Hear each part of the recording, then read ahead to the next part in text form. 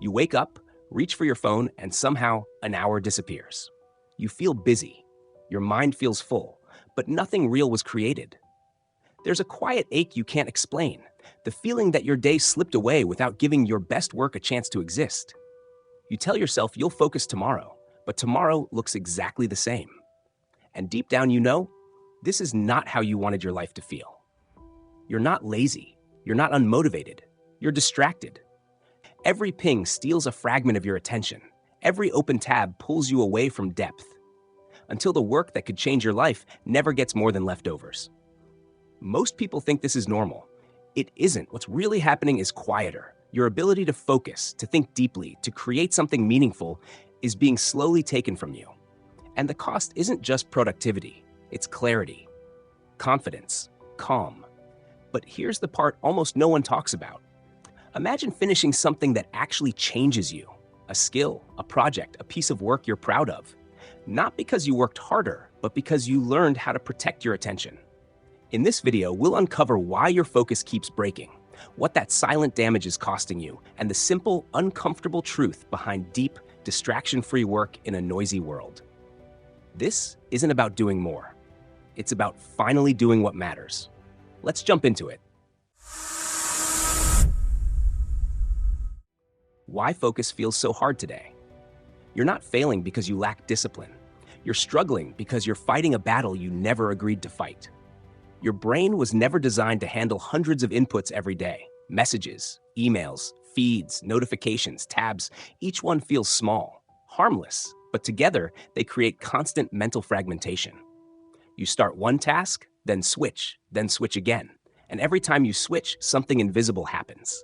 Your mind doesn't fully let go of what came before. A part of your attention stays behind. Cal Newport calls this attention residue, the leftover thoughts from the previous task that quietly weaken your focus on the next one. That's why, even after hours of working, you feel unsatisfied. Most people don't realize this. The exhaustion isn't from effort. It's from constant partial attention. You're never fully here, never fully thinking, never fully creating. Daily life keeps reinforcing this. You open your laptop to work, a tab pulls your attention. You check your phone for a minute, and time disappears. Even when nothing urgent is happening, the habit of checking keeps tugging at you. This isn't a personal failure. It's a design problem. Our brains are wired to notice novelty. Today, novelty comes as a notification. Each ping trains your attention to jump before it thinks. Long stretches of calm focus start to feel uncomfortable. And this doesn't just hurt productivity. It creates self-doubt. You start thinking, maybe I'm not smart enough. Maybe I just lack discipline. But the truth is simpler. Your environment is training your brain to live on the surface. There's a deeper cost. When your attention is scattered, your mind feels noisy. Decisions feel heavier. You feel behind, even when you're busy. And busy starts to feel like progress. But most busy work is shallow. Quick replies, small tasks, constant responsiveness. Deep work is different. While it's happening, it looks like nothing. Only later does the result appear. Something real, something lasting. So pause for a moment. When was the last time you spent even one full hour working without interruption on something that truly mattered? Most people don't realize this. The real cost of distraction isn't just lost time. It's lost identity. What you focus on shapes who you become. Being constantly available is not a strength. In a distracted world, deep focus is a rare advantage. The problem isn't working hard. It's that the work that actually changes your life requires something most people no longer protect: undistracted focus. Deep work is exactly that, a state of intense concentration on tasks that matter, without interruptions. It's the work that stretches your mind, builds rare skills, and produces results that others can't replicate. Think about J.K. Rowling. To finish the last Harry Potter book, she checked into a quiet hotel room, away from family and distractions. Not more hours, just deeper focus. Or Bill Gates, who spent weeks in isolation coding the first version of BASIC, collapsing into sleep at his keyboard, and then picking up right where he left off. These examples show a simple truth. The people who achieve extraordinary results don't just work harder, they work deeper. Shallow work, emails, meetings, notifications, multitasking, keeps you busy. It feels like progress, but it rarely moves the needle. Deep work, by contrast, looks like nothing while you're doing it. Only later does the value appear: a finished project, a new skill, or a breakthrough idea. Clarity about what matters provides clarity about what does not. This is why focus has become the ultimate advantage. In a world full of distraction, anyone who can concentrate deeply becomes rare and valuable. The good news? Deep focus is a skill, not a trait. It can be trained, rebuilt, and protected if you learn to structure your time differently than the world expects. And that's where the rules start, because deep work doesn't happen by accident. Rule number 1, work deeply. Deep work doesn't begin with motivation. It begins with structure. Most people wait until they feel focused. They wait for energy, silence, the perfect moment. Depth doesn't work that way. The mind goes deeper when the rules are already decided, when there's no debate about whether you'll focus, only what you'll focus on. That's why people who produce extraordinary work often live by strange routines. A novelist isolates herself in a quiet hotel room to finish a story. A programmer disappears for days, working in long, uninterrupted stretches. A thinker ends his session in the middle of a thought, so the next day the mind already knows where to begin. Different lives, same principle. Depth needs protection. Focus is fragile at the beginning. The first 10 minutes are uncomfortable. Your mind looks for exits, but if you stay, something shifts. Distraction loses its grip. Thoughts slow down. Ideas connect. What once felt difficult becomes absorbing. This is why small rituals matter. A fixed time, a clear intention, a space where distractions are not allowed to enter. Not forever, just long enough. Even a single protected hour, repeated daily, can outperform an entire day of scattered effort. In a world where everyone is reachable, availability feels responsible, but depth asks for something different. It asks you to be temporarily unreachable so your work can reach a higher level. Because the ability to concentrate deeply is becoming rare, and anything rare becomes valuable. So consider this quietly. If no one could interrupt you for the next hour, if your phone were silent and nothing demanded your attention, what meaningful work might finally have room to grow? You don't need more time. You need clear boundaries around the time you already have. Once those boundaries exist, deep work stops feeling forced. It becomes natural. Rule number 2, embrace boredom. The hardest part of deep work isn't starting, it's staying. The moment things slow down, your mind looks for stimulation. A phone, a tab, a quick check. Not because you need it, but because your brain has been trained to expect it. Modern life has quietly taught us something dangerous, that every empty moment should be filled. Waiting in line, sitting in silence, thinking without input, all of it feels uncomfortable now. But deep focus demands the opposite. It asks you to stay with the discomfort long enough for your mind to settle. At first, boredom feels like restlessness. Your thoughts jump, time stretches. Then, slowly, something else appears: clarity. This is why people who can focus deeply are not immune to distraction. They've simply trained themselves not to react to it. They don't escape boredom. They use it. A walk without music, a commute without scrolling. A few quiet minutes with no input at all. These moments aren't wasted. They strengthen your ability to concentrate, the same way resistance strengthens a muscle. When your brain learns it doesn't need constant novelty, focus becomes easier when it matters. There's a simple practice described in the book: thinking through a problem while doing something physical, walking, showering, cleaning. No phone, no notes, just sustained attention on one idea. At first, your mind drifts. You bring it back, again and again. That act, returning attention, is the real training. Most people don't realize this. The urge to check your phone isn't a signal you're tired. It's a habit, and habits can be retrained. The ability to concentrate deeply depends on your ability to resist distraction even when nothing exciting is happening. So ask yourself this: when boredom appears, do you immediately escape, or do you stay long enough to see what your mind can do without noise? Because the mind that can sit with boredom is the same mind that can create something meaningful. Rule number 3, quit social media. This rule isn't about deleting every app or disappearing from the world. It's about control.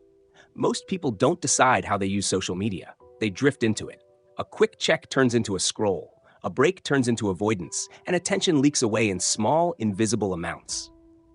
The problem isn't that these tools offer no value. It's that they offer just enough value to justify constant access. A message here: a useful post there, a feeling of connection, so the door stays open all day. But deep work asks a harder question. Not, does this help a little? But is this worth the cost to my attention? Because attention is not infinite. Every time you switch context, your mind pays a price, and the more often you check, the harder it becomes to stay with anything demanding. Some people step away completely for a while, not forever, just long enough to feel the difference.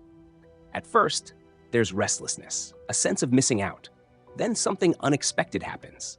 The mind quiets, time slows down, thoughts stretch out instead of breaking apart. You start finishing things again. This isn't about rejecting technology. It's about refusing to let tools decide what deserves your focus. Most platforms are built around one goal: keeping you engaged. That goal doesn't care whether you're creating something meaningful or simply consuming more. Deep work requires the opposite incentive. It rewards patience, silence, long attention. So instead of asking, how can I use this more efficiently? Ask something simpler. Does this deserve a permanent place in my life? If the answer is unclear, step back. Clarity usually appears in the absence of noise, because the less access the world has to you, the more access you have to your own mind. And that access is where real work begins. Rule number 4, drain the shallows. Not all work is equal. Some work creates long-term value. Some work simply keeps you occupied. The problem is that shallow work feels productive. Emails get answered, messages get replied to, tasks get checked off. You look busy, you feel responsible, but very little actually moves forward. Shallow work fills your day because it's easy to measure and easy to justify. Deep work is harder to see. While it's happening, it looks like nothing. No notifications, no visible output. Only later does the result appear. A finished chapter, a solved problem, a real skill built from scratch. This is why shallow work quietly expands to consume everything. The solution isn't working longer, it's working with intention. One simple practice changes the entire day, deciding in advance how your time will be used. Not to become rigid, but to become aware. When you give every hour a purpose, shallow tasks stop pretending to be important. They get limited, contained, kept in their place. There's a quiet truth here. Busyness is often a substitute for clarity. When you don't know what truly matters, everything feels urgent. But when depth becomes the priority, you start asking different questions. Does this task create value or just noise?